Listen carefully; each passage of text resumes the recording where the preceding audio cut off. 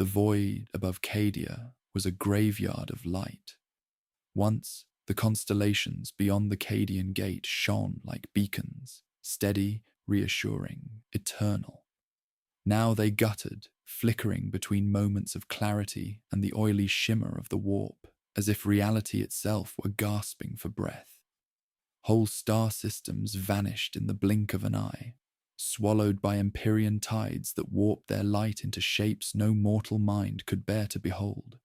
Even the sun that warmed Cadia's icebound surface burned dimmer, its rays struggling against the sickly pall cast by the Eye of Terror. It was an ancient wound in the galaxy, older than the Imperium, older than humanity's first breath among the stars, and in recent years it had begun to widen. Warp storms surged outward from its crimson vortex, churning like the lungs of some slumbering god, exhaling madness into the void. The great pylons that lined Cadia's surface hummed in protest, their machine spirits straining against forces beyond mortal comprehension. The oldest among the Cadian priesthood whispered that the pylons did not hold the warp back. They merely slowed its hunger, and hunger could not be denied forever. From the high balcony of Casa Vortan's command bastion, Lord Marshal Garin Valtrus watched the sky fracture. His armor was polished to a dull gleam, battered in places where it had endured decades of war without surrendering its integrity. His face, lined with age and sleepless years, was turned upward toward that festering scar in the heavens. The wind tugged at the black and gold cloak on his shoulders, a gift from the High Lords of Terror long ago. Even that honor now felt like a chain. He knew this was the end. Not because he feared defeat, Cadia had been the Imperium's unbreakable shield for 10 millennia, but because the enemy this time was not only beyond the walls, it sat on the golden throne of power itself. Yet in that moment, I must speak to you, not as a teller of grim histories, but as one who knows how such moments weigh upon the soul. We truly love and care for you, dear listener, for it is no small thing to sit together in the shadow of such darkness. Before we begin the story in full, tell us, where in the world are you watching from, and what time is it there? Now, grab your coffee, and let's begin. The wind carried the distant thud of artillery practice. Garin could tell, from the faint echo of each impact, which battery was firing and which had been withdrawn for maintenance. Such instincts were bred into Cadian officers from birth. Yet today, the pattern of fire felt hollow. Lord Marshal, came the voice of Colonel Draven from behind him. The younger man's tone was polished, correct, yet something in it grated. Perhaps it was the absence of urgency in a time that demanded nothing less. Encrypted message from Terra, priority sigil attached. Garin didn't turn immediately. He kept his eyes on the roiling sky as the memory of every war he'd fought here pressed against his mind.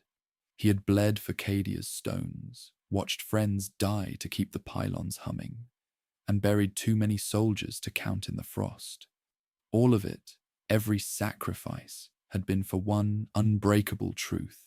Cadia held, so that the Imperium might endure.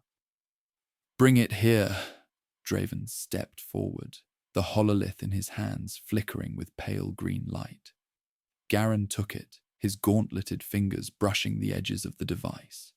A moment later, the projection coalesced into the official seal of the Segmentum Obscurus High Command, and then into the weary, sharp-featured face of Lord Admiral Varys. "Garin," the recording began, voice clipped, each word a hammer blow. "This message is for your eyes alone. The enemy's fleet strength exceeds all projections. Even with the full force of Battlefleet Obscurus, we cannot hold the gate indefinitely. Your objective is no longer total defense. Delay the enemy, hold them in place until our strategic assets can be withdrawn from the sector." The image paused, static dancing along its edges, and Garen's jaw clenched. Delay, not defend. Cadia was to be sacrificed. You will not receive further reinforcements. Priority allocation has been diverted to Segmentum Solar in preparation for possible incursions. Emperor, guide you. The message ended with the seal burning into darkness. Dreven stood very still, eyes fixed on Garen's face. The young colonel's expression was unreadable, no anger, no surprise. Only a kind of expectation. They've left us, Garen said at last, his voice low enough that the wind almost carried it away. They've left Cadia to burn. My lord, Dreven began, perhaps. Enough, Garen cut him off. Summon Captain Kren and Inquisitor Selvara to the War Council at once. We have decisions to make, ones Terra will not approve of. As Draven saluted and turned away, Garen remained on the balcony, his gaze drawn upward once more.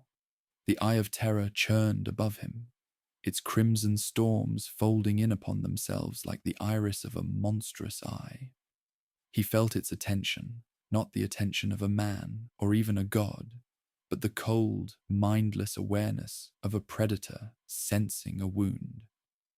In the streets below, the people of Cadia went about their lives with the same stubborn discipline that had defined them for millennia. Children drilled with wooden laser guns in the plazas, their instructors barking commands in the clipped tones of the regiments. Vendors sold rations from battered carts. In the distance, the towering pylons hummed with their strange, otherworldly resonance. To any outsider, Cadia might seem unchanged, unbreakable, eternal. But Garen knew. The cracks were there, running through the very soul of his world. And if he was honest, the first fracture was not in the walls of Cadia, but in himself. The Emperor had demanded loyalty without question. For decades, Garen had given it, freely, believing the Imperium would never abandon its shield. But now, the words of the Admiral echoed in his mind. Delay the enemy, and he could not shake the bitter taste they left behind. Was loyalty still a virtue if the master you served had already betrayed you? A cold gust swept across the balcony, rattling the banners that hung from the bastion walls. Garen turned away from the sky at last, his cloak snapping behind him. In the depths of his mind, a decision began to take shape. Dangerous, treasonous perhaps, but necessary. If Cadia was to fall, it would not fall quietly. The War Council chamber of Kasser Vortan was carved from blackstone older than the Imperium itself. Its walls drank in sound, giving the room an oppressive stillness even when voices were raised. A massive holoprojector occupied the center, its surface alive with shifting tactical schematics, fleet positions, defense grids, supply chains, and a scattering of blinking crimson markers where enemy probes had breached the outer defenses. Lord Marshal Garen Valtrus stood at the head of the table, hands braced against the cold surface. His armor gave off a muted rasp each time he moved, the plates worn from decades of service. The weight of the High Command's betrayal pressed upon him like a second suit of armor, heavier than ceramite. The first to arrive was Captain Kren, his childhood comrade and commander of the 39th Cadian shock troops. His scarred face was set in grim determination, but his eyes carried the question he didn't voice until they were alone for a moment. What did Terra say? Garen didn't answer immediately. The words still felt like an open wound in his mouth. They told me to hold, he said at last. Not to win, not to survive. Just hold until they have what they need from this sector. Kren's jaw tightened. Cowards. They would call it strategy. They'd call cowardice anything if it kept their spines intact. Kren spat. Before Garen could reply, the chamber doors hissed open and Inquisitor Selvara entered. Her presence was a shadow made flesh, the long coat of her office trailing behind her, a rosette at her breast, and eyes like polished obsidian. She was young by inquisitorial standards, yet there was something about her gaze that made men twice her age avert their eyes. "Lord Marshal," she greeted with a measured bow of the head. "Captain, I take it the message from Terra was as disappointing as I predicted." "You knew," Garen said flatly. "I suspected," she corrected. "The Imperium has long been willing to sacrifice pawns to protect the king. Cadia is a pawn, Garen. Always has been." Kren's fist slammed into the table. "Watch your tongue, Inquisitor. Cadia has held the gate for 10,000 years. Without us, the Eye would have vomited its filth into the segmentum centuries ago." Selvaра's expression did not change. And yet, here we are, facing the 13th Black Crusade, with orders to fight until we are ash and rubble, while Terra diverts resources to protect its own golden walls. "The truth is not treason, Captain." Garen cut through their rising voices. "Enough. We don't have the luxury of old grudges. Sit." Reluctantly, Kren obeyed, though his glare could have cut steel. Selvaara remained standing, her gloved hands resting lightly on the back of a chair. Garen gestured to the hololithic display. "The enemy has already tested our orbital lines twice this week. Probes, mostly. Nothing committed, but enough to keep our void shields dancing. When they strike in earnest, it will be with overwhelming force. And if we obey Terra's orders, Cadia will fall within the month." "That's optimistic," Selvaara murmured. Garen ignored her. "We have two choices.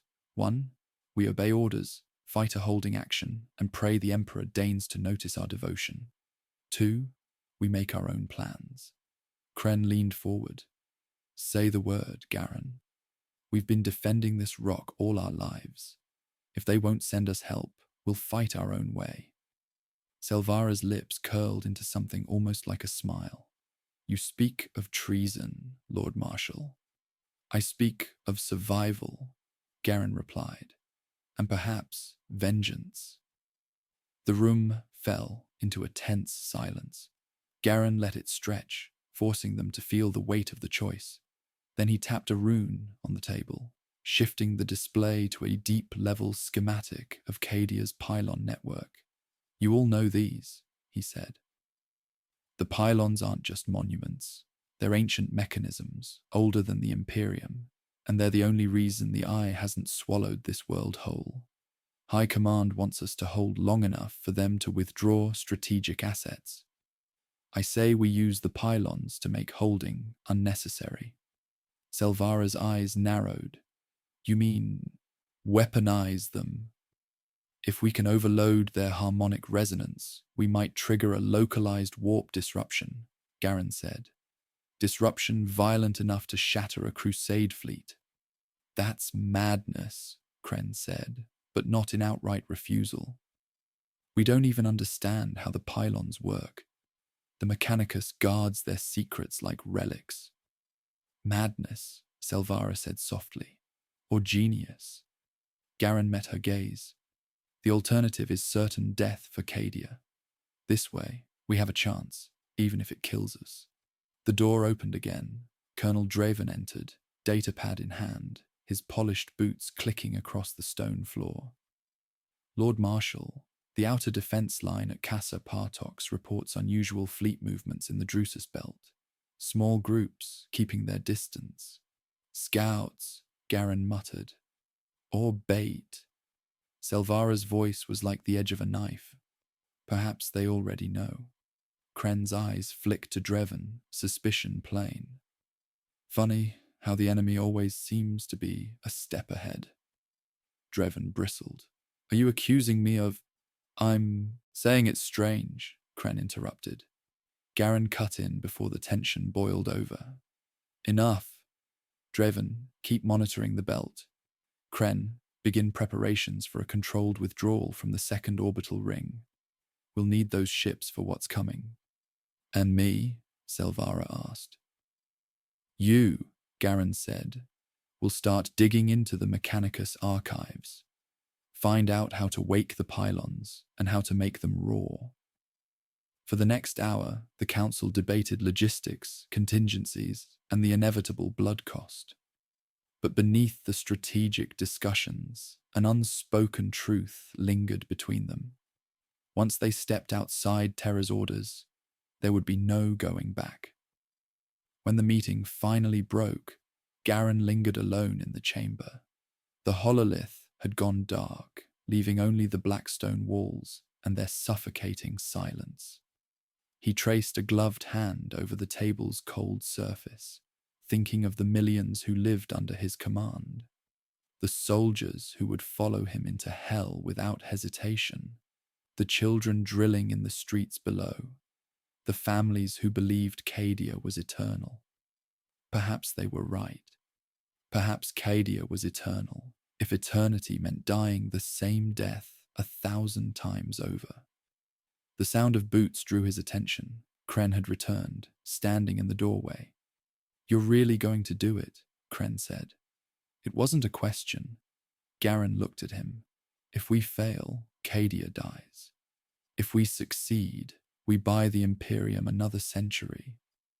And if the Imperium doesn't deserve it?" Garen didn't answer. The two men stood in silence for a long moment. Outside, the first distant rumble of orbital fire reached their ears. The siege had begun.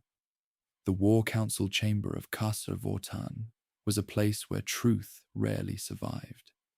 Its walls were slabs of ancient blackstone, mined from the same veins that birthed Cadia's mysterious pylons. Light seemed to wither against them, leaving the room in a state of permanent dusk, no matter how bright the lumen strips burned overhead. A vast tactical holotable dominated the center, its surface alive with shifting maps, orbital defense grids, pylon resonances, and red pinpoints marking recent enemy movements in the void. Lord Marshal Garen Valtrus stood at the head of that table, gloved hands braced on its cold edge. He had summoned his most trusted officers, though trust itself was a currency growing scarce. Terra's order to delay rather than defend still burned in his mind like an untreated wound. The first to arrive was Captain Kren. The man's armor bore the grime of the drill yards, the dull grey plates scuffed by long service. A jagged scar bisected his cheek, a relic from their youth in the 8th Cadian Regiment. "What did they say?" Kren asked as soon as the door hissed shut behind him. Garen kept his voice level. "They told me to hold. That's all. To hold until they've completed other priorities." Kren's lip curled. "Other priorities. They mean Terra's golden walls." Garen didn't answer because there was nothing to correct. The truth was uglier than either of them wanted to admit. Cadia was not a fortress to be saved, but a shield to be used until it shattered. The doors opened again. Inquisitor Selvara stepped inside, her long coat swirling behind her like a shadow with purpose. Her rosette glinted faintly against her chest, but her eyes, dark, depthless, carried more authority than any symbol. "Lord Marshal, Captain," she greeted coolly. "Judging from your expressions, I take it the High Lords have delivered exactly the insult I expected." "You were expecting an insult?" Kren asked. "I was expecting a death sentence," Selvara said. "The kind dressed in orders and wrapped in the Emperor's name." Kren bristled. "Watch your tongue." Garen raised a hand. "She's not wrong. Sit. We don't have the luxury of posturing." Kren obeyed reluctantly, his eyes never leaving Selvara. She, however, remained standing, as though the black stone walls themselves were an audience she needed to address. Garen tapped a control rune, and the holotable shifted to show Cadia's surface. The vast pylon network glowed in pale gold, thin lines of resonance connecting their points. These, Garen said, are more than monuments. They are the reason the Eye of Terror hasn't already swallowed us whole. I've been studying Mechanicus archives for years. Scraps, hints, nothing complete. But I believe the pylons can be turned. Selvara's gaze sharpened, weaponized. If the harmonic output could be forced into instability, it might cause a localized warp collapse, enough to cripple an invading fleet. Kren frowned. You're talking about tampering with technology older than the Imperium itself. The Mechanicus will flay us alive. The Mechanicus won't be here when Abaddon arrives, Garen said coldly. Neither will Terra. If we follow orders, Cadia falls within weeks. If we take control of our own fate, we may yet hold or take the enemy with us. Selvara's voice was low, but it carried the weight of temptation. Dangerous, possibly heretical. I approve. The doors slid open again. Colonel Dreven entered, immaculate as always, a datapad tucked under one arm. His eyes swept the chamber, noting the tension like a predator scenting blood. Lord Marshal, Draven began. Outer pickets report enemy movement in the Drusus belt. Small flotillas, keeping distance for now. Scouts, Garen murmured. Or bait. Kren's eyes narrowed. Funny how the enemy always seems to know where we're thin. Dreven stiffened. If you're implying... I'm saying it's strange, Kren cut in, his tone flat. Selvara's expression was unreadable, but Garen saw her interest sharpen. Colonel, keep monitoring the belt. Quietly. I want no chatter over open channels. Yes, Lord Marshal. Draven inclined his head, but there was something in his eyes. A flicker, a calculation, that Garen did not miss. When Draven left, Garen turned back to the table. We will prepare for a pylon surge. Selvara, I need you inside the Mechanicus vaults. Kren, begin repositioning our mobile artillery. Slowly, so no one asks questions. We cannot let this plan surface before we're ready. Kren gave a short nod. And if it does, then we act before the enemy does. The meeting stretched into hours. Plans drawn and redrawn, contingencies plotted.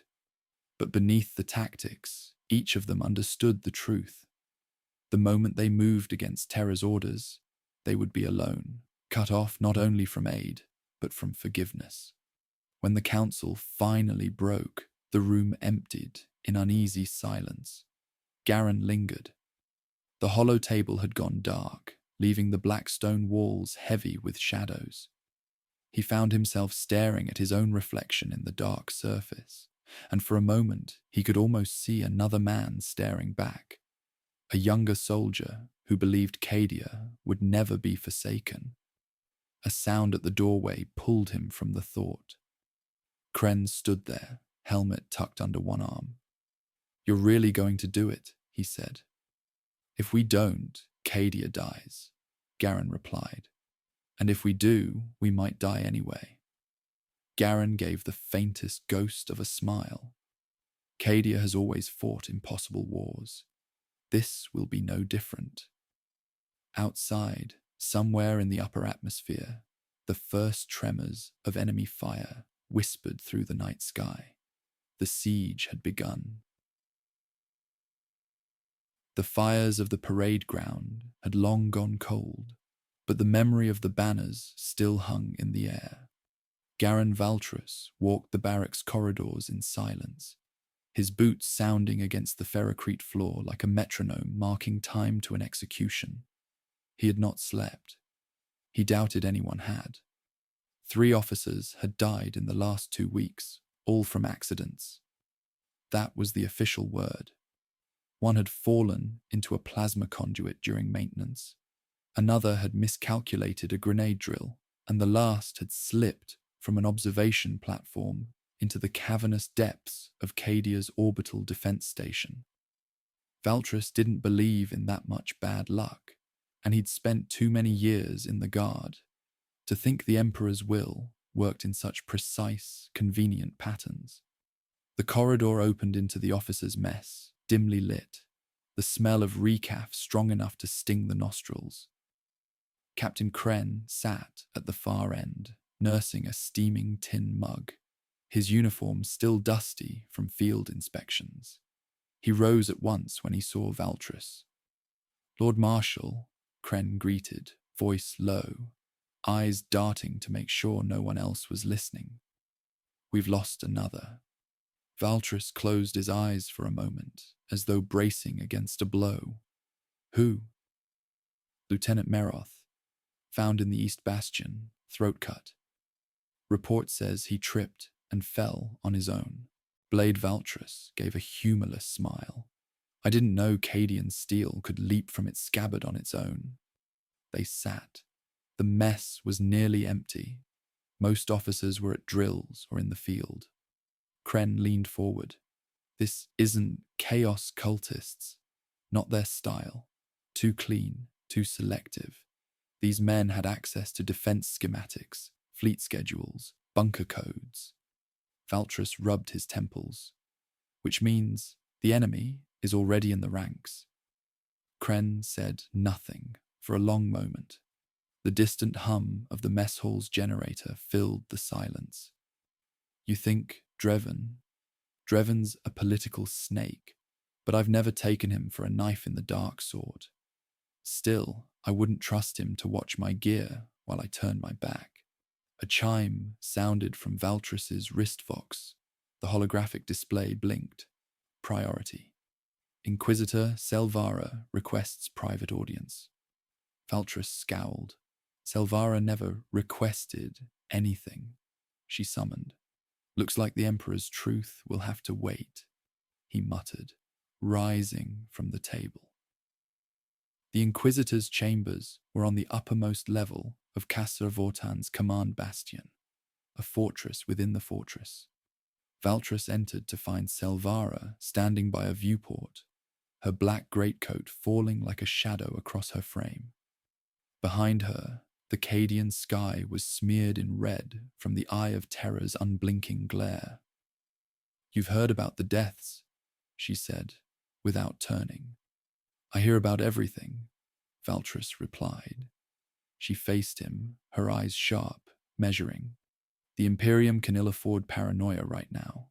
But if someone is thinning your officer corps before Abaddon even lands a drop pod, then we must be ready to cut out the rot." "Do you know who it is?" Selvara tilted her head, as if the question was amusing. "Names are dangerous, Lord Marshal. Speak one before you have proof, and it becomes treason. But I will say this. Not all threats wear the enemy's colors." Valtris narrowed his gaze. "Meaning?" "Meaning," she said softly. "Some threats come from the highest places. You must prepare to act without waiting for Terra's blessing. If you wait for their permission, Cadia will already be ash." He stepped closer. "You speak as if you know something I don't." Selvara's lips curled faintly. "I know enough to tell you this. You are already playing a game they decided for you. The sooner you decide to stop being their pawn, the longer Cadia might live." That night, Valtris couldn't shake her words. He walked the perimeter of Castor Vortan, the icy wind clawing at his coat. The sentry towers glowed dimly in the distance, and the Cadian gate hung in the sky like a wound that would never heal. He passed squads drilling in the dark, their boots striking in perfect rhythm, the bark of their sergeants echoing against the bastion walls. He felt pride, yes, but also fear. These men and women would fight to the last heartbeat, but their courage meant little if the enemy could slit their throats before the first shot was fired. When he returned to his quarters, a data slate sat waiting on his desk. No seal, no signature, just one line of text. The next will be one you trust. Valtris stared at it for a long time. Then, slowly, he set it down and began making a list. Not of enemies, but of friends. The list was short, too short. Morning on Cadia was always grey. The sun never fully pierced the steel skies, and even the dawn felt like a military formality, punctual, orderly, and cold. Garin Valtris stood on the parade balcony of Casa Vortan, watching the assembled regiments in the courtyard below. From this height, they were an ocean of grey flak armour and green fatigues, banners snapping in the wind. But his eyes kept drifting from the troops to the officer lines, scanning faces, searching, counting, measuring how many of those he trusted had come and how many might already be gone. The vox on his belt chirped. Lord Marshal, Inquisitor Selvara requests your presence in the Strategium. Of course she does, he muttered, before turning and heading inside. The Strategium was a cathedral of war. Tiered hollow displays projected the shifting defense grid of Cadia, orbital paths of the Imperial fleet, and looming red warnings where Chaos fleets were probing the system's edges. Selvara stood at the central table, fingers dancing across controls, bringing up the schematics of Casa Vortan's interior. You've tightened patrols, she said, without preamble. You advised me to, Valtris replied. I advised you to root out the threat, not make it harder for me to move around. Her tone was dry, but her eyes remained fixed on the projection. He folded his arms. If you have intelligence, share it. I'm done chasing whispers. Selvara's gaze finally met his. Very well. There is a cabal inside your own command structure. They are not heretics in the usual sense. They are loyal to the Imperium, but not to you. Their orders come from an old branch of the Officio Prefectus, one that believes Cadia is expendable. Valtris's voice dropped to a growl. Expendable. To buy time, she said. Sacrifice Cadia, bloody Abaddon. Slow the 13th Black Crusade until the Segmentum Obscurus can fortify other worlds. They think they are serving the throne. And they're murdering my officers to make that happen. They're removing anyone who would resist the evacuation order when it comes. The words sat between them like a live grenade. Valtris turned away, staring at the defense map. Evacuation of Cadia. That's treason against everything we've stood for. Selvara's voice softened. I didn't say I agreed, but understand this. The moment the order comes, the Arbeits, the Commissariat, and the fleet will enforce it. You will either obey or be declared heretic.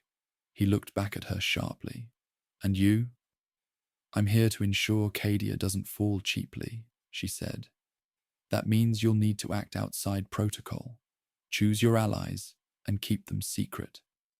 Later that day, Valtris gathered his most trusted, Captain Kren, Commissar Halbrecht, and Colonel Sarah Danith of the 122nd Cadian. They met in a munitions storage hall where the walls swallowed sound and the smell of promethium masked human scent from any servo-skull reconnaissance. We have traitors in our own command chain, Valtris began. They're loyal to the Imperium, but not to Cadia. They mean to pull us out before the enemy even lands. Halbrecht's jaw tightened. And you have proof? Valtris slid the anonymous data slate onto the table. Not enough to hang them, but enough to know they're watching, waiting. And they've already taken 3 officers I'd trust with my life. Danith's voice was low. If they're killing from within, our comms aren't secure. Our meeting here isn't secure. That's why, Valtris said, we use runners, not vox. No written orders. And when the time comes, we'll have contingency plans that bypass the official defense grid. Kren raised a brow. That sounds dangerously close to sedition. Valtris met his gaze without flinching. Sedition is what they'll call it, yes. But if we follow their orders, Cadia will die. And I will not be the Lord Marshal who abandoned the gate. By nightfall, sabotage reports had doubled. A fuel depot near the western bastion went up in flames. Ammunition shipments to the 122nd were delayed by clerical errors that no one could trace. Even the astropaths were reporting interference. Coded messages from Terra arriving garbled, words missing, meaning twisted. Valtris walked the corridors with Kren, inspecting every post. "They're accelerating," Kren said. "Yes," Valtris replied, "because they know we're onto them." As they approached the south bastion, a figure stepped from the shadows, Selvara. "We need to speak, alone." Kren looked to Valtris, who nodded. Selvara waited until they were inside a sealed tactical room before speaking. "The order will come soon." "What order?" Valtris asked, though he already knew. "Full withdrawal. Evacuate all non-essential personnel. Cripple the planetary defenses. Make Cadia a meat grinder for the despoiler." Valtris's hands clenched at his sides. "If that order comes, I'll burn the parchment before I follow it." Selvara stepped closer. "Then you'd better be ready for what follows. The moment you refuse, you'll be branded traitor. The Officio Assassinorum will take an interest. Your allies will be marked, and you will be fighting two wars at once, one against Abaddon and one against your own Imperium." Valtris's voice was cold steel. "Then let them come. Cadia has stood for 10,000 years, and I'll see it stand for one day more, even if it costs me everything." Selvara studied him for a moment, then simply said, "Good." She turned to leave, pausing at the doorway. "But remember, trust no one completely, not even me." When the door shut, Valtris stood alone in the dim tactical room, staring at the empty defense map. In his mind, the words of the anonymous message returned, sharper now than ever. "The next will be one you trust." The great fortress world still clung to life, but its pulse had grown erratic. The orbital defense grid flickered in and out, like a dying heartbeat, and the snow-laden winds that swept through the casas carried a strange scent, not the acrid tang of promethium or the iron sting of blood, but something older, colder, like the breath of a crypt long sealed. Lord Marshal Garin Valtris stood on the balcony of the command spire, gazing across the darkening skyline of Kasserkraf. The once proud towers were now ringed with makeshift gun emplacements, their masonry scarred by the first probing strikes of the Black Legion. He had expected more fighting by now, and that worried him. Abaddon's fleets did not wait idly. If they held back, it meant the knife was already sliding in from somewhere unseen. Bootsteps echoed behind him. Valtris didn't turn. He recognized the uneven cadence instantly. Captain Darren Kren, his boyhood comrade, and the one man whose loyalty had never been in doubt, limped forward, still favoring the leg that had been shattered in the Altraxis rebellion 2 decades ago. "They've done it again," Kren said, without preamble, his voice low, as if the walls themselves might be listening. Valtris glanced sideways. What now? The convoy from Kasser Hole vanished. 3 dozen supply haulers, 4 escort destroyers, gone. High Command claims they were redirected to reinforce the Perseus line. The Lord Marshal's eyes narrowed. The Perseus line is 4 sectors away and collapsing. Exactly. They won't admit it, but those supplies were meant for us. Someone in the chain is bleeding Cadia before the siege even begins. Valtris clenched the balcony rail, his gauntleted fingers digging into the ceramite. The thought was not new to him. He had seen too many logistical errors, too many messages from Terra that made no tactical sense. Kren leaned closer, his expression grim. Garen, these orders, they don't read like strategy. They read like someone wants us to fail. A silence settled between them, broken only by the moaning of the wind. That night, the command chamber was thick with the smell of ozone from malfunctioning Auspex arrays. Inquisitor Selvara's image flickered on the hollow dais, her features ghostly and pale. "Lord Marshal," she said, "you have a traitor in your midst." Valtris felt his jaw tighten. "Names? I cannot give you one. Not yet, but I will tell you this. The Igaz orders from Terra have been compromised.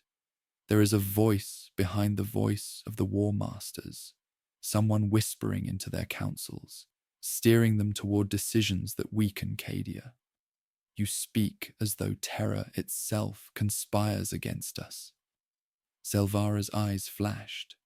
Perhaps not Terra, but elements within the throne's shadow. If my agents can confirm it, you will have a choice to make. Follow their commands and die on schedule, or defy them and risk being branded heretic. Her image dissolved into static, leaving only the hum of the chamber's power coils. Kren found him there hours later, still staring at the dying embers of the hollow. The captain dropped a small data slate onto the table. "Pulled this from the comms logs," Kren said. "Dreven's personal channel. He's been sending encrypted bursts toward the gate every few hours."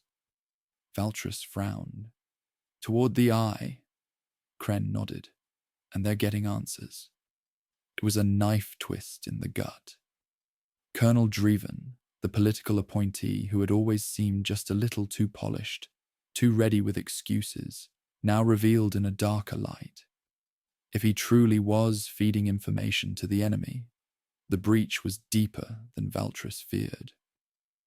"Do we move on him?" Kren asked. Valtris shook his head slowly. "Not yet. If Draven is the leak, then he's the rope tied to the bigger beast. Cut him now and we lose the trail." The captain looked uneasy, but he didn't argue. In the days that followed, more accidents happened. A forward listening post on Cadia's southern continent exploded without warning. Official reports called it a plasma core malfunction, but the survivors whispered of sabotage. A shipment of heavy Lascannons arrived with their focusing crystals deliberately misaligned, rendering them useless without weeks of repairs. And every night, the auroras over the gate grew brighter, shimmering with unnatural colors that made the ice fields glow with sickly light. Valtris found himself returning to the balcony often, staring into the warp storms. He thought of Selvara's warning, of Kren's conviction, of the whispered phrase from the Chaos prisoner captured days before. Your end was written before your first defense line was raised. If that was true, then the war had been lost long before Abaddon's fleet arrived, and someone in the Imperium, someone with power, had held the quill. Valtris knew the next move would come soon. He could feel the pressure building, like the final intake of breath before the shout that began the charge. And when it came, he would have to choose, obey the throne's will or save Cadia from the throne itself. Neither path promised survival, but one of them, perhaps, promised justice. The storm broke at dawn. From the northern horizon came the roar of engines, not the thunderous void burn of starships, but the guttural, animal growl of armored columns tearing across the tundra. Through the lifting snow haze, black shapes resolved, spearhead formations of chaos armor, flanked by clouds of twisted infantry. their banners streaming in the wind like ragged, bleeding wounds against the pale sky. Casa Craft's outer batteries opened fire first. Great arcs of las and plasma ripped through the morning gloom, each volley momentarily drowning the shrieks of the approaching heretic horde. For a moment, the fortress world remembered what it meant to stand unbroken. Lord Marshal Garin Valtrus was already in the command spire, his voice cutting through the chaos like a drill sergeant's whip. Target their transports first. I want those damned infantry walking over their own dead before they reach the walls. The strategium shook as the first return fire from the enemy's long-range artillery struck home. A comms officer shouted that the bastion line's northern flank had gone dark, Vox contact severed. Kren burst into the chamber. His armor was half buckled, a plasma pistol already in hand. "It's Draven," he said. "He's made his move." Valtrus turned. "Where?" "Eastern Munitions Reserve. He and his personal guard locked it down, killed the sentries. If he blows it, half our last batteries will be dry within hours." The words were like a spark in an already overcharged coil. Valtrus slammed his fist into the holotable, scattering tactical projections into static. They found Draven in the lower galleries, directing his men to rig the ammunition racks with melter charges. His face was calm, almost serene, as though he'd been waiting for this moment his entire life. "Colonel," Valtrus said coldly, stepping forward with his power sword drawn. "Stand down." Draven smiled faintly. "You still think you're fighting the Black Legion, Lord Marshal, but you've been fighting me for months, and didn't even know it." Kren's pistol was leveled at Draven's head. "Why?" "Because Cadia must fall," Draven replied without hesitation. "The Imperium's strength is a lie, a rusting edifice that hides its decay behind prayers and superstition. The War Master offers something better, something inevitable." Valtrus stepped closer, his voice low and dangerous. "All the dead we've buried, all the casas that burned, was it worth it to you?" "They were already dead," Draven said. "You just hadn't written the ledger yet." The fight was short and brutal. Draven's bodyguards were disciplined, but no match for Valtrus and Kren in close quarters. The chamber rang with the clash of steel and the hiss of plasma fire. The munitions crates became cover, then hazards, as stray shots scorched their surfaces. When it was over, Draven lay on the deck with Kren's boot on his chest and Valtrus's blade at his throat. "You can't stop it," Draven whispered. "Even if you kill me, the others will." The blade punched through his throat before the sentence finished. Valtrus pulled it free and turned to the tech priests, already rushing in to disarm the melter charges. Back in the command spire, reports came in rapid succession. The northern flank had held for now, but the enemy's main force was redeploying eastward, directly toward the weakened sector Draven had targeted. The timing was too perfect to be coincidence. Selvara's voice cut through the command net. "Lord Marshal, you've severed one of the tendrils, but the creature is still alive. I've confirmed 2 more agents embedded in your high command, and they're feeding enemy targeting data as we speak." Valtrus's hands tightened on the railing of the strategium pit. Names: Brigadier Soltrin, Magos Halveth.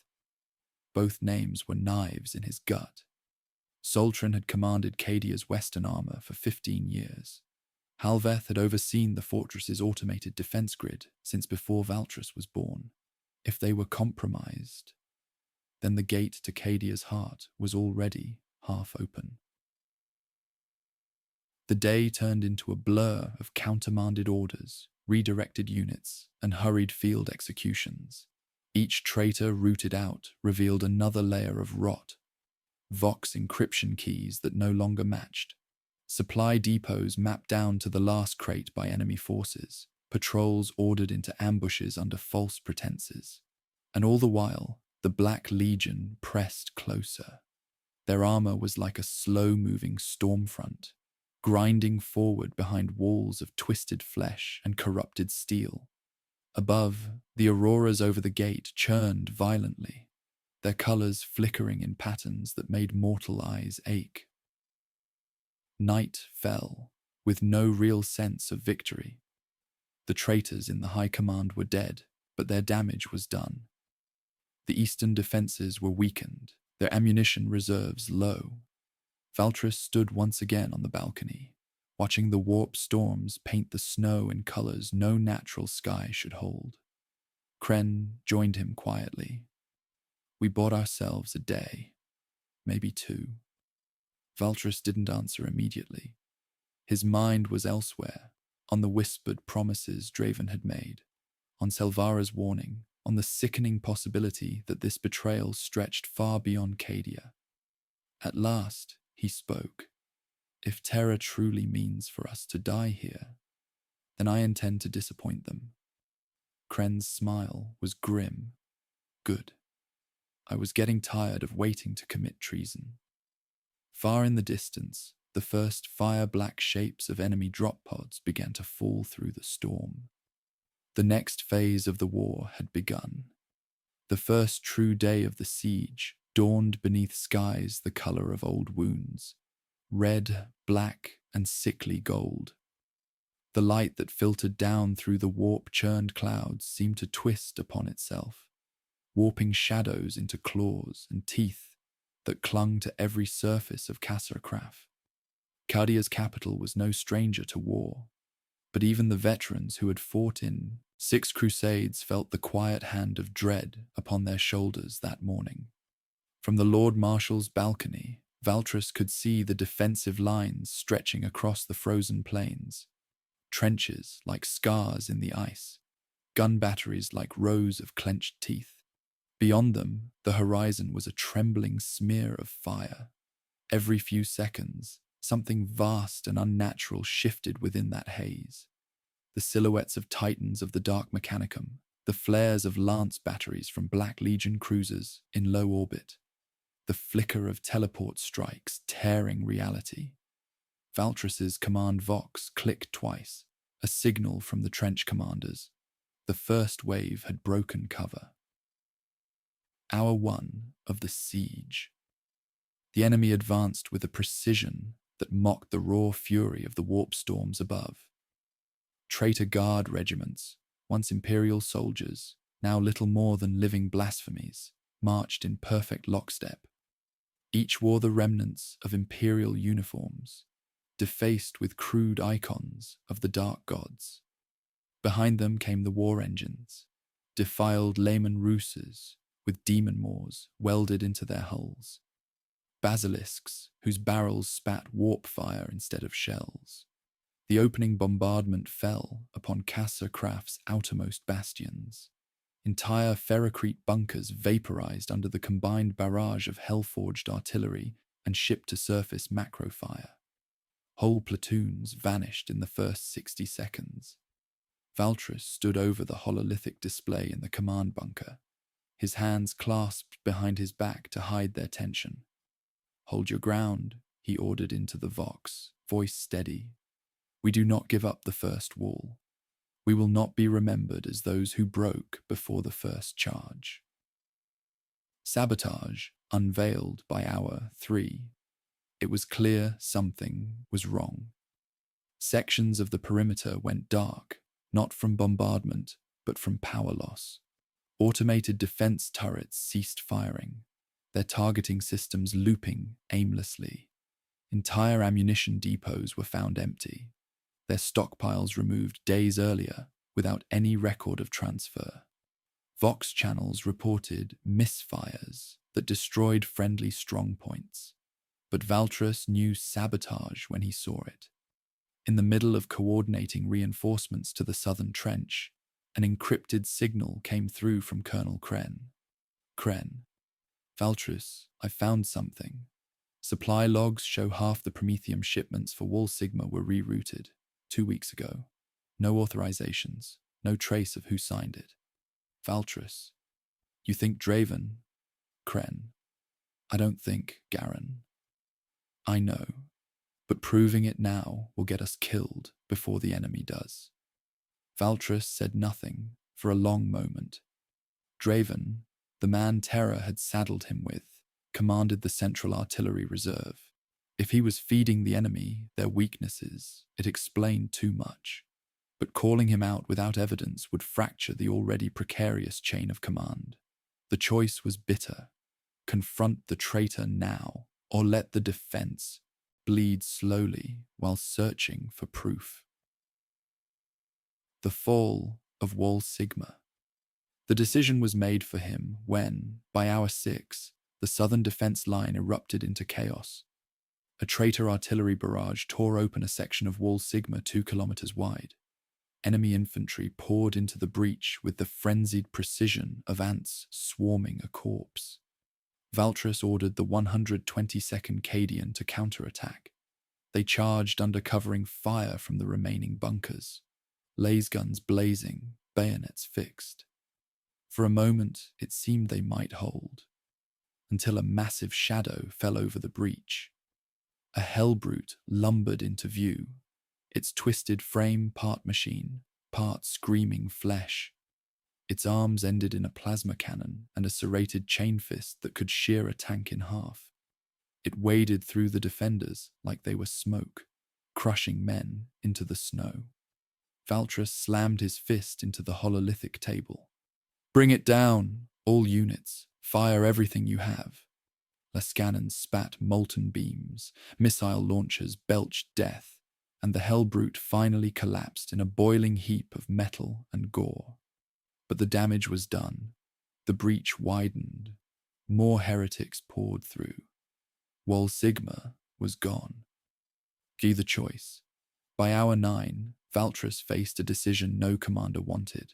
Pull back to the secondary defensive ring, or throw everything into retaking Sigma. Inquisitor Selvara appeared at his side like a shadow given flesh. Her voice was low, almost amused. You know as well as I do, Marshal, that Sigma is lost. Pull back. Preserve your men. Valtrus glared at her. If Sigma falls, the southern quarter of Casa Kraf is open to artillery. We'll be under constant bombardment. Selvara's eyes were cold. Then we adapt. Cadia has adapted before, and it will adapt again if there's anyone left to adapt. Her meaning was clear. Save the army, even if it meant sacrificing thousands still fighting in Sigma. Valtrus's gut twisted, but he gave the order. Retreat under fire. The withdrawal was chaos. Vox orders overlapped with screams and static. Medici teams pulled the wounded out under heavy bolter fire. Snow churned with blood and ash as the 122nd covered the retreat, fighting to the last man in some sectors. From the walls of the secondary line, Valtrus watched Sigma burn. Black smoke rose into the warp-lit sky, carried away by winds that howled like something alive. In that smoke, he thought he could almost see faces, screaming, pleading, before they dissolved into nothing. For the first day ends.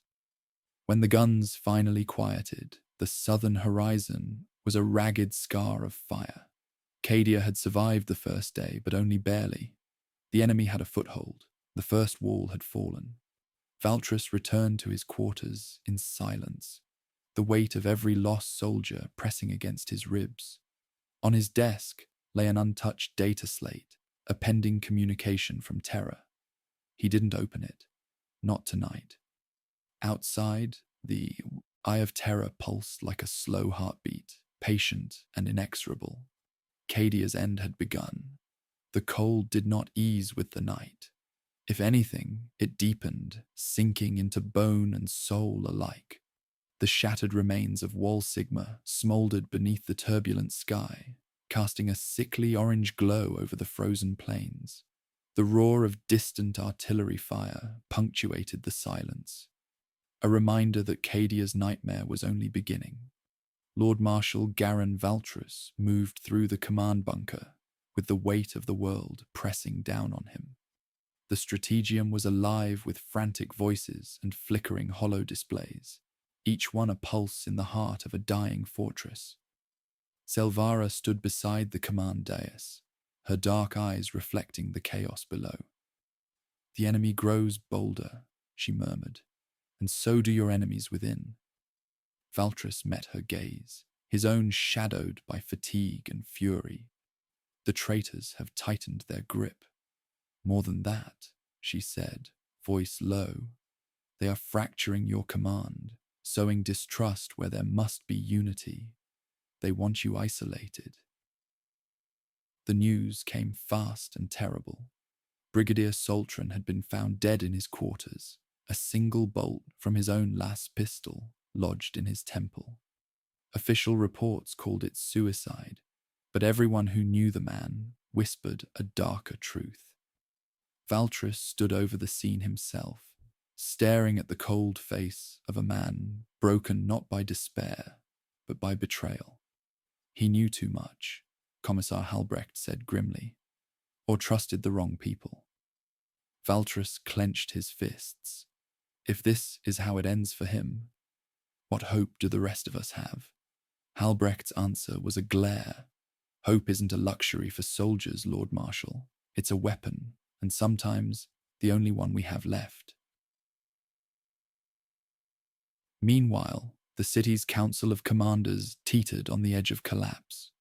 Colonel Sarah Danith faced veiled accusations of conspiracy from lesser officers eager to curry favor with the hidden cabal.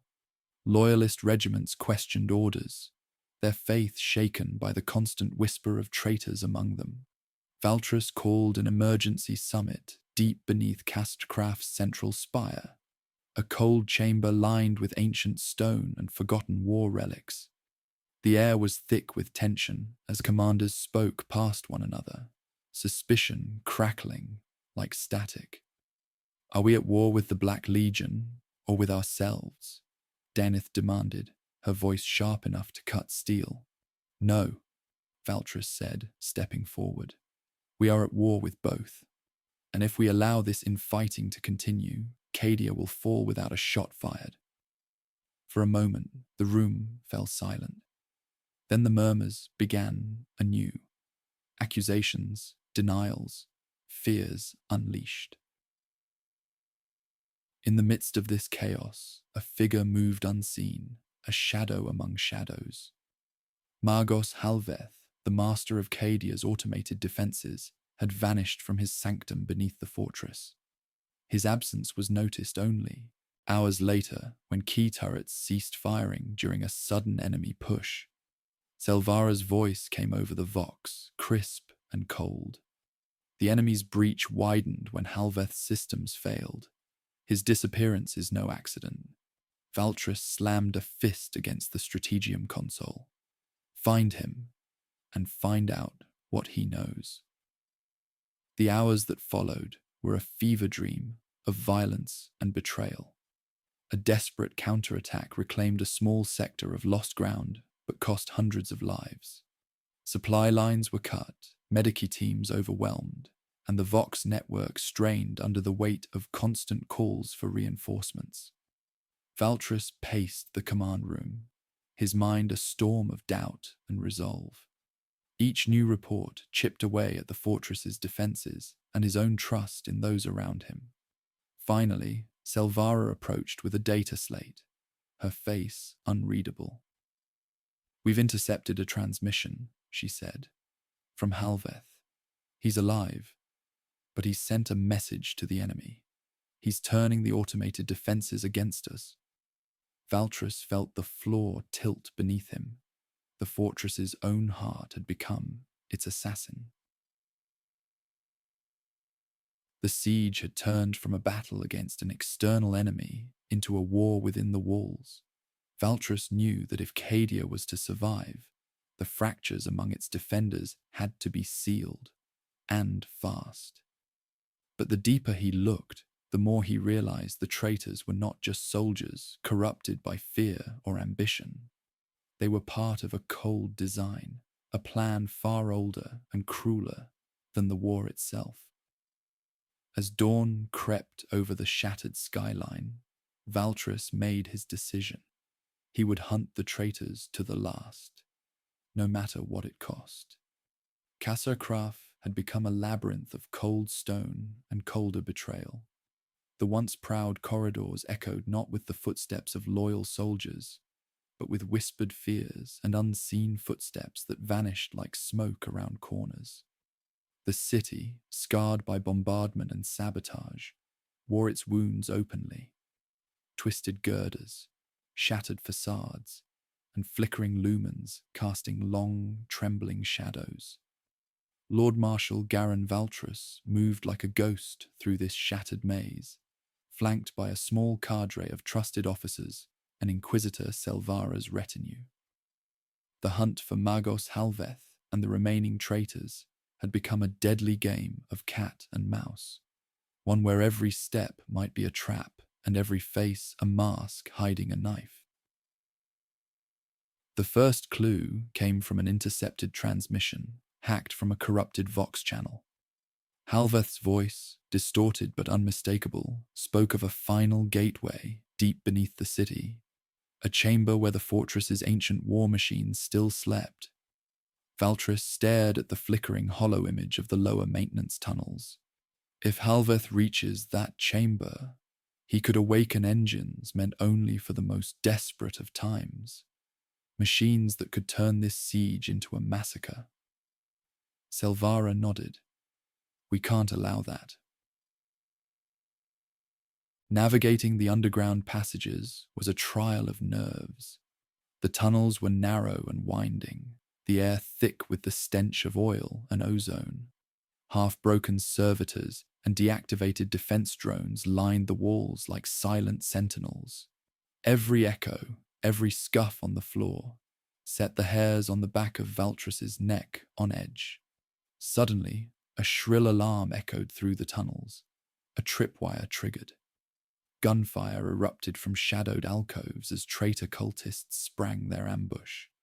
Valtryss and his men fought back with desperate fury. Bolters roared, blades flashed, and the claustrophobic corridors became a maelstrom of blood and fury. When the last cultist fell, Valtryss's breath came ragged. They're here in force. Selvara's eyes were icy. They know we're coming. Deeper still, the group found signs of Halveth's presence. Scrawled chaos runes on the walls, the discarded remnants of machine parts corrupted by warp taint, and a trail of malfunctioning servitors moving like zombies in the gloom. At last, they reached the vault-like doors of the final gateway. The ancient machinery inside had once been sealed by the Silent King's command. Weapons systems from an age when Cadia was still young, designed to purge entire battle zones with unrelenting fire. Halveth's voice echoed from the Vox link hidden in the chamber. Welcome, Lord Marshal. You are too late. Valtryss pressed a button and the doors hissed open. Inside, twisted machines lay dormant, their rusted forms still gleaming faintly with dormant power. Suddenly, the chamber shuddered. Halveth's voice crackled again. I've already begun the resurrection protocols. Soon, these engines will walk again, and Cadia will burn from within. A fierce battle erupted as Halveth's hidden cultists emerged from shadowed vents, wielding corrupted power weapons and arcane relics. Valtryss and Selvara fought back to back, each a pillar of fury and steel. The ancient machines stirred as Halveth's dark rites reached their crescendo. Monolithic titans, long silent, began to grind into motion, their limbs creaking like dead trees uprooted in a storm. The chamber filled with the roaring of ancient engines, the air thick with the scent of ozone and the echo of millennia-old war songs. Valtrus knew the cost of failure. If these war machines fully awoke under traitor control, no part of Cadia, no part of the Imperium would survive their wrath. With a roar, he charged the nearest Titan, driving his power sword into a vulnerable joint. Sparks flew, and the machine faltered. Selvara unleashed a blast of psychic fire that tore through a second cultist, her eyes burning with unholy light. But the tide was turning. The chamber began to collapse under the stress of reactivation. Valtrus gave the order to retreat. They fled as the doors slammed shut behind them, cutting off Hulveth's voice. Outside, the siege raged on, but a spark of hope remained. The worst had been stopped, for now. Valtrus turned to Selvara, voice low. This war is far from over, but we've bought Cadia a little more time. Selvara's gaze was solemn. Time is the only weapon left to us now. As the night deepened, Valtrus stood once again on the ruined balcony. The Eye of Terror pulsed relentlessly in the distance, a reminder that the darkness beyond the walls was infinite and eternal. And so was the fight. The night did not bring rest. Castcraft lay battered beneath a sky thick with warp storms, each flash of lightning igniting the city's wounds in stark relief. The once proud fortress world was now a cradle of whispered fears and desperate prayers, a place where hope flickered like a dying candle caught in an eternal gale. Lord Marshal Garin Valtrus sat alone in his private chambers, the weight of command pressing down on his shoulders, like the crushing hull of a starship in freefall. The data slate before him hummed quietly, its contents unread. He knew what it held. Another directive from Terra, orders that seemed increasingly detached from the reality bleeding beneath his feet. The communication had come hours earlier, encrypted and marked with the seal of the High Lords of Terra. Lord Marshal Valtrus, the defense of Cadia is paramount. Maintain the line at all costs. Reinforcements are en route, but delayed due to warp storms. You are authorized to enact any measure necessary, including the use of resurrection protocols and the invocation of biotransference arrays to sustain your forces. The Imperium's eyes watch you. The message was a command, clear and unyielding. But to Valtrus, it felt like a chain wrapped tighter around the neck of a drowning man. His thoughts were interrupted by the soft knock of the door. Inquisitor Selvara entered, her presence as much a comfort as a reminder of the shadows stalking the fortress. "You must see this," she said, placing a hollow projection on the table. The image showed the Eye of Terror in all its terrible majesty, the swirling vortex, a churning maw that devoured stars and sanity alike. But within that endless abyss, there was something else. A flicker of light, a shape moving with purpose. "A Daemon Prince," Valtrus whispered. "The final harbinger." Selvara nodded grimly. "Abaddon's champion, the one who will break Cadia's spine." The implications were stark. If the Daemon Prince reached the gate, all hope would shatter. The forces of chaos would flood the Imperium's heartland, and the fortress would become nothing more than a tomb.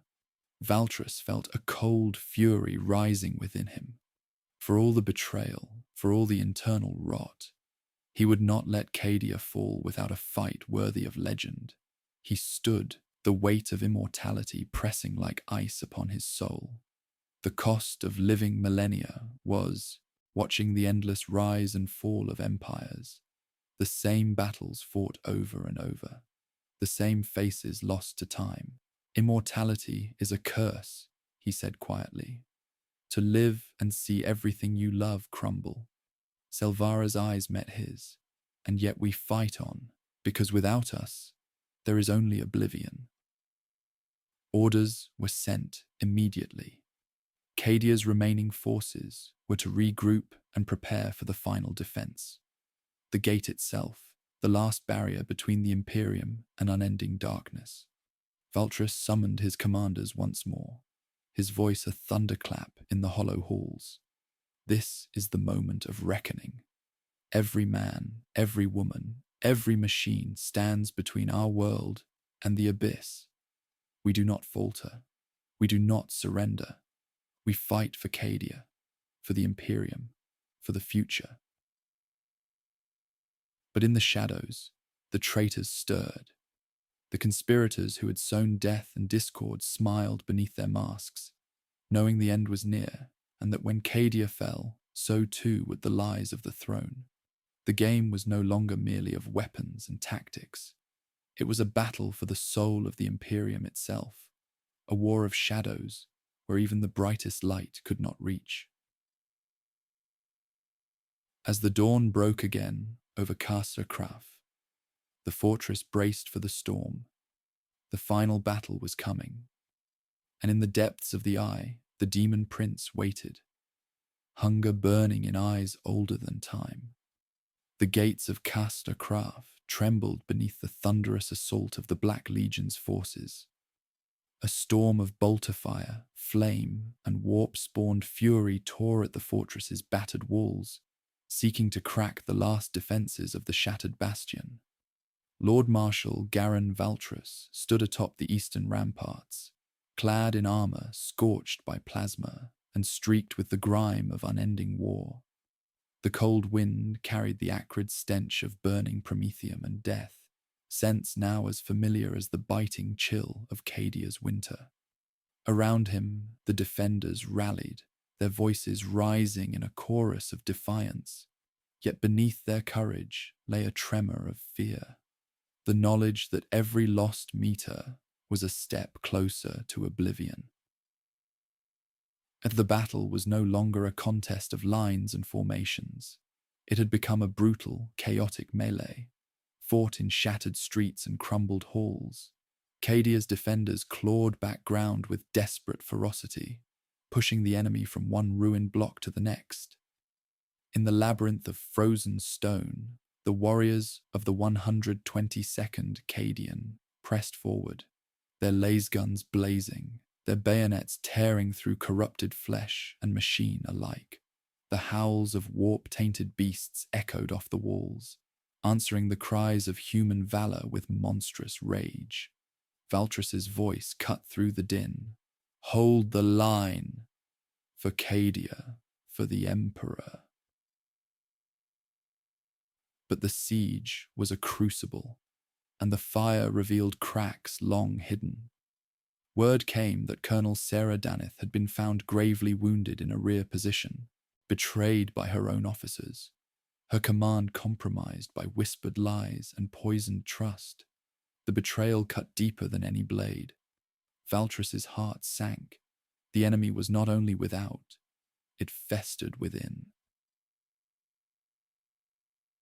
Amidst the carnage, Selvara moved like a spectre, rooting out traitors and spies with cold precision. Her keen eyes caught every flicker of hesitation, every whispered conspiracy. "You cannot fight shadows," she told Valtrus in a rare moment of quiet. "But you can burn them out." He nodded, feeling the heavy truth of her words. The war was as much within their own souls as upon the frozen battlefield. In a shattered command post, Valtrus received a chilling report. The demon prince had manifested on the outer plaza, his unholy presence warping reality itself. The massive figure towered over the defenders, a living nightmare wreathed in flame and shadow. His voice was a roar that shook the bones of the faithful. "Cadia will fall, and your emperor's throne will crumble." Valtrus met the abomination's gaze without flinching. "Not while I still draw breath." The two clashed amid the ruins, steel against claw, courage against malice. Around them, the battle raged, a symphony of destruction and valor. But even as Valtris fought, he knew the truth. He dared not speak aloud. Immortality was a curse, and even the strongest fall. As night descended once more, the snow stained red with blood, Valtris stood amidst the ruin, battered but unbroken. The war was far from over, but so too was the spirit of Cadia. The morning after the battle dawned cold and grey, a pallid light seeping through the thick warp storm that still roiled above Casser Craf. The fortress world lay bruised and battered, its streets littered with the remnants of a war that had consumed everything but the stubborn will to resist. Lord Marshal Garin Valtrus moved through the devastated command centre, the air heavy with exhaustion and suspicion. The losses had been staggering. Entire regiments had vanished into the snow and fire, their names already whispered as martyrs and ghosts. But the true wounds were not only on the battlefield. In the midst of victory and survival, the cracks among the defenders widened. Trusted officers whispered in corners, eyes darting with fear and doubt. Accusations flew like shrapnel, some true, others born of paranoia and desperation. Colonel Sarah Danith's near-fatal betrayal had shaken the chain of command to its core. Many questioned whether loyalty still meant anything in the shadow of the eye. Valtris's voice, firm but weary, echoed over the vox. "We cannot afford infighting. The enemy waits for us to tear ourselves apart. Hold fast, or all is lost." Yet beneath his command, the seeds of doubt had taken root. The once unified defense splintered as competing factions jockeyed for power and survival. Selvara watched with a predator's patience. "The rot runs deeper than we feared," she said quietly. "And it may be that the fortress itself is doomed, not just by the enemy without, but by the betrayal within." Valtris clenched his jaw. "Then we fight both." The traitors were relentless. Margos Halveth's machinations continued to unravel vital systems, crippling communication lines and disabling key defenses at critical moments. Rumors spread that he was no longer acting alone, that a cabal of conspirators sought to seize control in the chaos. One such name surfaced again and again: Captain Malcor, a rising officer whose charm and ruthlessness had earned him many admirers, and now many questions. In a tense confrontation, deep within the fortress's armory, Valtris faced Malcor. The officer's calm facade barely concealed the fire burning behind his eyes. "You have no idea what you fight for," Malcor said softly. "The Imperium is a cage, and we are the ones with the key." Valtris's response was steel. "And I am the lock." The confrontation ended with Malcor's arrest, but the damage lingered. The fragile trust among Cadia's defenders was fractured beyond repair. As the day wore on, Valtris found himself staring once more at the eye of terror's ever-present glow. The war had become a crucible of loyalty and betrayal, faith and doubt. He wondered silently, who could he trust when even the walls whispered lies? The fate of Cadia hung by a thread that trembled in the icy wind. And as the shadows deepened, the final reckoning drew near. The war reached its crescendo beneath a sky fractured by endless storms. Casser Craf's shattered walls bled smoke and flame, the echoes of gunfire a constant drumbeat of death. The city, once a beacon of imperial might, was now a battlefield of shattered dreams and broken oaths. Lord Marshal Garin Valtris stood at the heart of the command centre, the weight of the siege pressing like a stone in his chest. Every decision he made carried the lives of thousands, the fate of millions, and the fragile hope of an empire's survival. News came swiftly. The demon prince had broken through the outer defenses, his twisted form a living tempest of flame and shadow. Behind him surged the enemy, driven by fury and dark promises. Valtryss clenched his fists, the cold fire of resolve burning within. He had to meet this darkness not just with steel, but with every ounce of his fading humanity. Amidst the chaos, a figure emerged from the shadows. Dreven, the traitorous artillery commander. His face was pale, eyes wild with desperation and madness. "Lord Marshal," Draven whispered, voice trembling. I was wrong. The enemy's power is beyond anything I imagined. I beg your forgiveness." Valtryss regarded him coldly. "Your betrayal cost, and lives. Why should I trust you now?" Draven's answer was a shattered plea. "Because I want to make it right. I want to fight for Cadia, for the Emperor." The room held its breath as Valtryss considered the broken man before him. In that moment, the thin line between loyalty and treason blurred. "Very well," Valtryss said slowly. "You will fight, but under my command and under watch." Draven nodded, relief and shame mingling in his eyes. As the final assault neared, Valtryss gathered his commanders. "This is our last stand. Every weapon, every man, every prayer is for the defense of Cadia's soul. We fight not for glory, but for survival." Zelvara's voice cut through the tension, sharp and sure. "And remember, sometimes sacrifice is the only path to salvation." The battle erupted like a storm unleashed. Titans clashed, the ground shaking beneath their steps. The demon prince tore through the lines, a whirlwind of destruction and malice. Valtryss fought at the forefront, every strike a defiance against the darkness threatening to consume all. But as the fight raged, the walls of loyalty crumbled. Allies turned on one another, driven mad by fear and desperation. In the midst of the carnage, Zelvara made a choice, one that would change everything. She struck down one of Cadia's own commanders, a man whispered to be a secret agent of chaos. Blood spilled, loyalty shattered, and the fragile trust that held the defenders together splintered irreparably.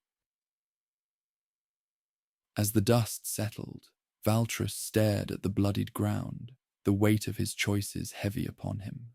The war was far from over, but the cost was already written in the frozen stone beneath their feet. The frozen skies above Kasser Kraf wept ash and fire, as if the heavens themselves mourned the fortress world's final hours. The relentless siege had bled the city dry, the streets a tangled ruin of shattered steel, frozen blood, and the ghosts of those who had fallen. Lord Marshal Garin Valtryss stood upon the highest battlement, his armor battered, his face etched with lines carved by endless loss and grim determination. Around him, the last remnants of Cadia's defenders gathered, eyes hollow but fierce, clinging to the slender thread of hope that still flickered in the choking darkness. The demon prince prowled the outer plaza, a monstrous silhouette against the inferno that consumed the ruined city. His presence was a dark sun, radiating despair and chaos. The final confrontation was imminent. Valtryss's voice echoed over the vox. "Prepare yourselves. This is the moment that will echo through eternity. We fight not just for survival, but for the legacy of Cadia." The battle began with a fury unmatched by any before. Bolter fire tore through the night as titans clashed, their metallic roars shaking the foundations of the fortress. Valtryss met the demon prince in the heart of the battlefield, steel and shadow intertwined in a deadly dance. Every strike was a story of sacrifice, every parry a testament to unyielding will. But as the fight wore on, the truth became unbearable. The strength of the demon prince was inexhaustible, fueled by the despair and betrayal that had seeped into Cadia's very soul. Valtryss felt the weight of his immortality like a curse, condemned to witness the fall of everything he held dear again and again. In the final moments, Selvara stood beside him, her eyes burning with a tragic clarity. "There is only one way," she whispered, "a sacrifice that can sever the bond." Valtryss nodded, understanding the terrible cost. The resurrection protocols, once a beacon of hope, would become the instrument of their last desperate gambit. Together, they activated the ancient arrays, channeling the last of Cadia's remaining power into a blinding pulse of energy. The demon prince screamed as the light engulfed him, severing the connection between this realm and the Eye of Terror, but at a terrible price. The fortress trembled, cracks spiderwebbing through its foundations. The energy consumed Valtryss and Selvara alike, their forms dissolving into pure light, immortal souls shattered in sacrifice. As dawn broke, the fires of Casa Kraf dimmed. The enemy was repelled, but Cadia was no more. The fortress, the people, and the heroes were lost to history's cruel embrace. In the silence that followed, the galaxy mourned a world that had stood defiant against darkness, and the men and women who had paid the ultimate price. The skies over the remnants of Cadia burned with a cold, indifferent light. The fortress world was no more, reduced to smouldering ruins and frozen ash, a testament to the terrible cost of war and betrayal. The galaxy beyond moved on, vast and uncaring, as if the fall of this world was but a whisper lost in the void. Yet within that silence, the echoes of sacrifice lingered, a faint but unyielding pulse in the heart of the Imperium's fractured soul. The last survivors gathered on a shattered plateau overlooking the Eye of Terror, its malevolent glow a constant reminder of the darkness that had claimed Cadia. Among them, voices whispered tales of Lord Marshal Garin Valtryss and Inquisitor Selvara, heroes who had embraced death itself to hold back the night. Their sacrifice was a beacon to those who remained, a symbol of unbroken will in the face of oblivion. But immortality, once a gift, had become a curse. Valtryss's eternal life had chained him to an endless cycle of loss, watching empires rise and crumble, friends betray and die, and the very ground beneath him fracture and fade. He had fought not for glory, but to delay the inevitable, a slow-burning agony that stretched across millennia. And in the aftermath, the Imperium faced a somber reckoning. The fall of Cadia shattered illusions of invincibility, forcing a new understanding of loyalty, sacrifice, and the true cost of power. Whispers spread of new heroes rising from the ashes, forged in fire and shadow, bearing the scars of loss but burning with unyielding resolve. As the Eye of Terror churned and the galaxy braced for the battles yet to come, the legacy of Cadia endured, not in stone or steel, but in the hearts of those who would never forget the price paid for survival. And somewhere, beyond time and space, the souls of Valtryss and Selvara watched, eternal sentinels bound by sacrifice, their story a mournful song carried on the winds of the void. The end of an era, the beginning of legend. The end.